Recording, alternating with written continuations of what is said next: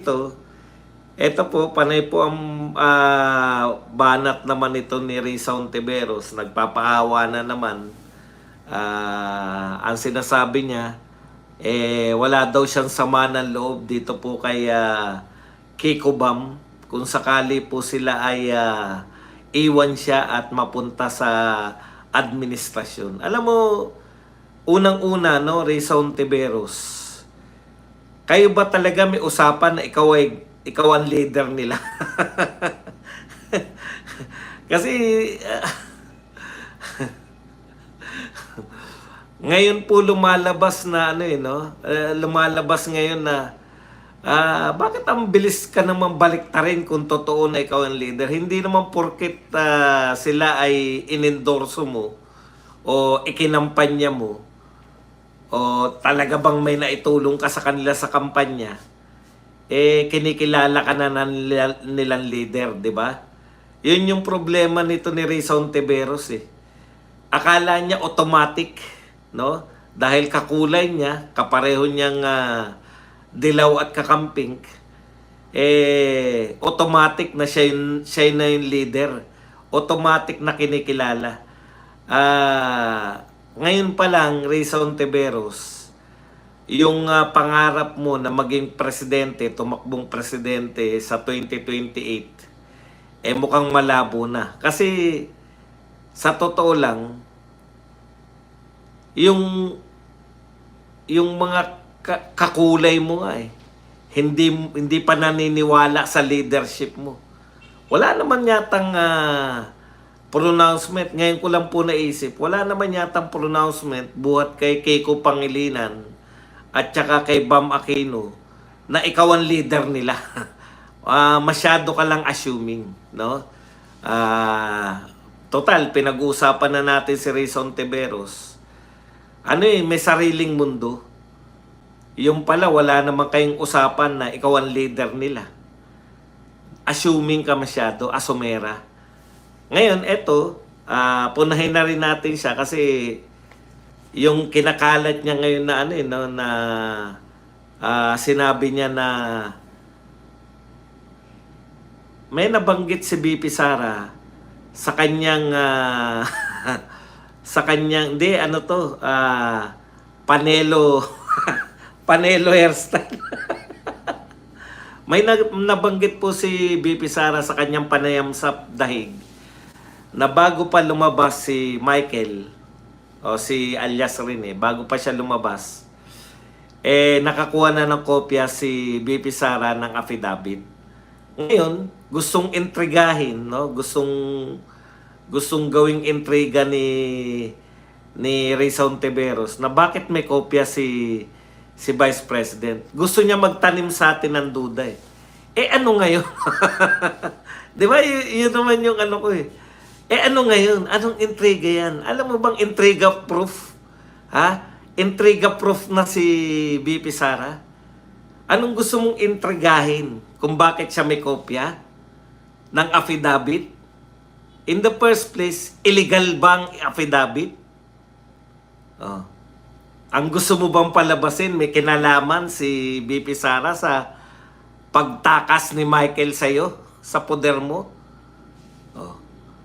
Ano man ang affidavit?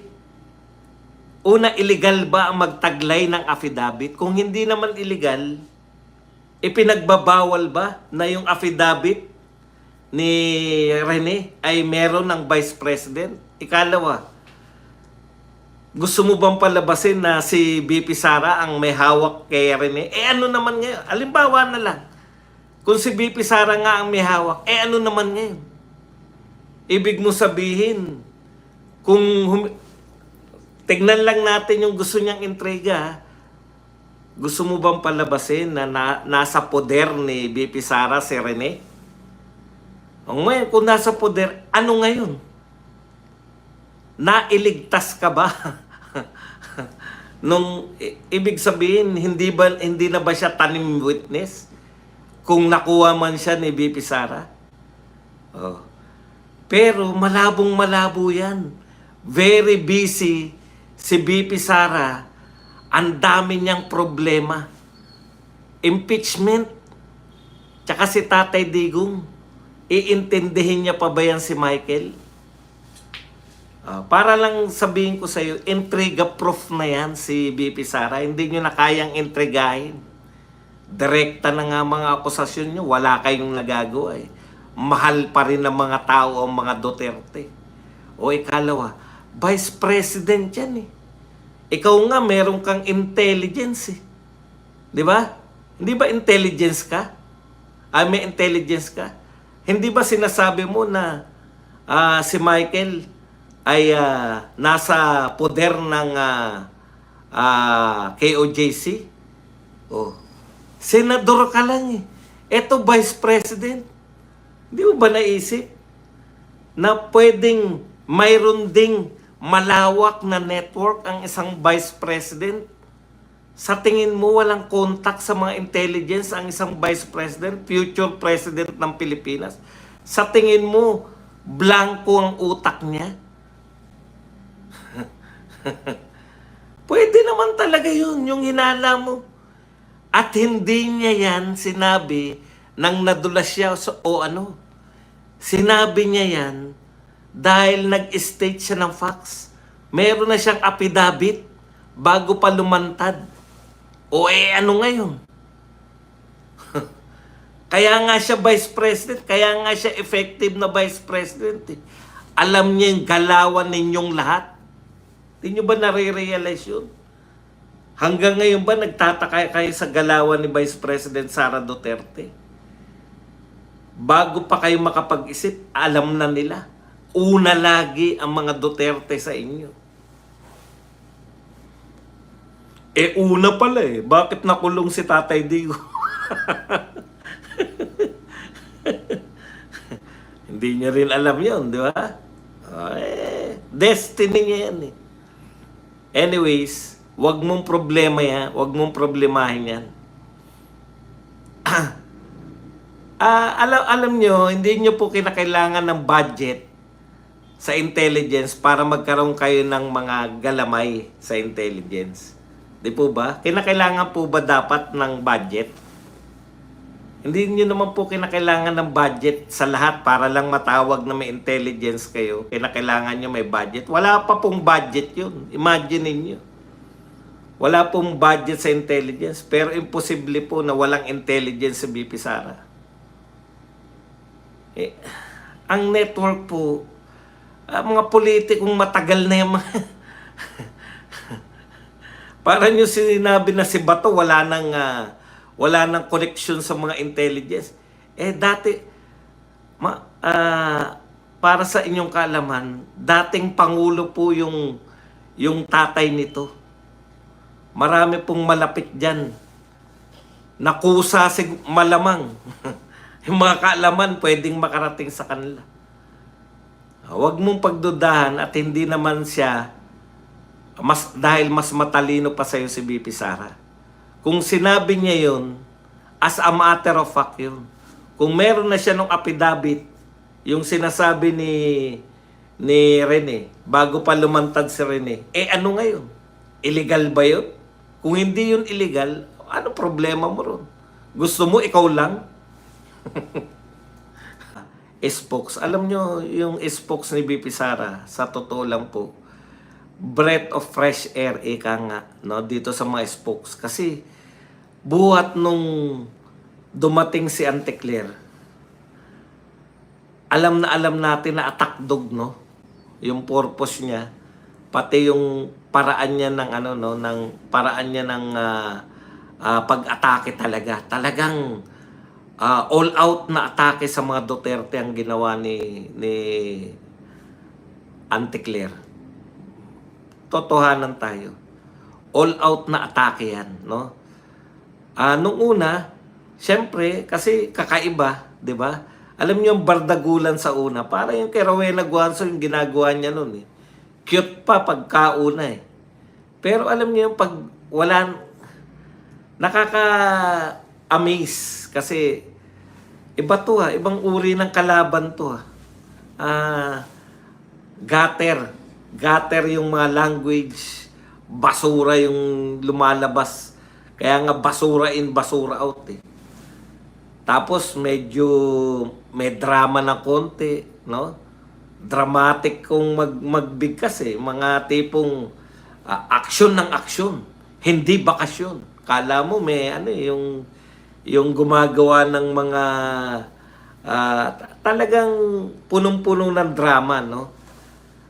Tapos so yung una, kinakagat pa ng press people yan eh, yung mga tatanungin mo kung anong ginagawa, anong masasabi ng Pangulo, tapos bibirahin mo yung Duterte. Pag may problemang tinanong mo, ang automatic na bira sa Duterte.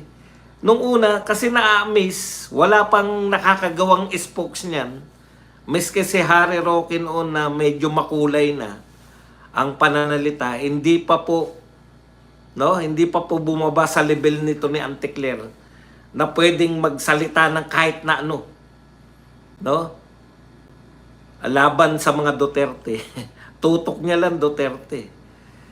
Tapos sinundan pa, dito na nasukaan lahat eh. Sinundan pa ng isang abante na spokes naman ni Martin at isang bukoy na spokes pa rin ng mga congressman. Eh talagang parang ano ba itong mga spokes na to? Away lang yung habol. Atake lang ng atake. Sabay dumating to si Mama, ano nang ang pangalan to? Yung spokes po ni Ma'am Attorney Ruth Castello. Talagang parang wow. Sa wakas may spokes din tayo na nakita na desente, no? Hindi magsasalita at good news kagad eh. Good news kasi kagad pinarating na nagbigay sa Vice President for the last 3 years ng unqualified o unmodified opinion, no? Sa paraan ng paggastos ng pera. Auntie Claire, yung maagang nalaos yung style mo. Wala nang bago eh. Alam mo yung pagbabardagulan, sa biglaan lang yan eh. Pero kung wala ka ng bagong sasabihin, alam na ng lahat ng tao, hindi na kami nabibigla, na kada may problema, isisisi mo sa Duterte.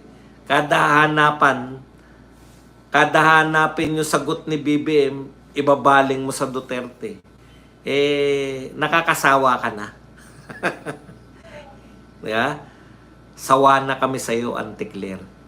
Kaya maraming salamat kay Attorney Castello. Dumating ka sa panahon na sawa na kami sa bardagulan ng mga spokes.